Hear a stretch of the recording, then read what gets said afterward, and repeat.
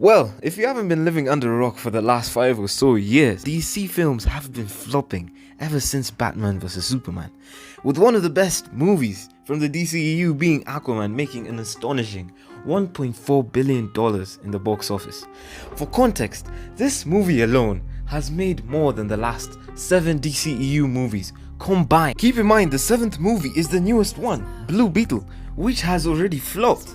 Recently too, we watched The Flash flop horribly, with a budget of $200 million and making back $268 million back. So how is this a flop? Well, the budget of a film doesn't take into consideration the amount used for marketing. Now, to find out the amount used in marketing, that is typically about $50 million up to $100 million. So by adding that to the $200 million initially in the budget, we find out that, well, The Flash was a flop. We could honestly just blame the flop on Ezra Miller, who is just problematic, to say the least.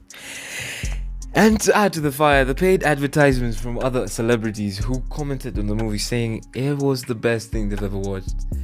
Yet, having watched the movie, I don't think it really lived up to the hype. Another issue for the DCEU is James Gunn, who low-key tried to be the Kevin Feige of the DC, just the Wish.com version. Because, honestly, I have no idea whose great idea it was to greenlight Blue Beetle right after The Flash flopped.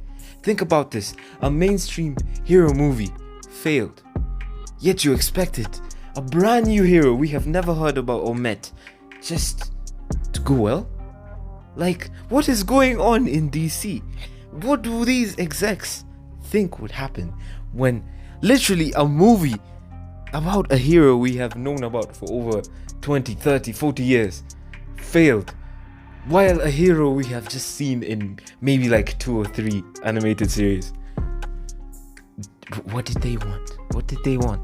DC, what is going on? Like, honestly, I don't even have a script right now. I'm just ranting.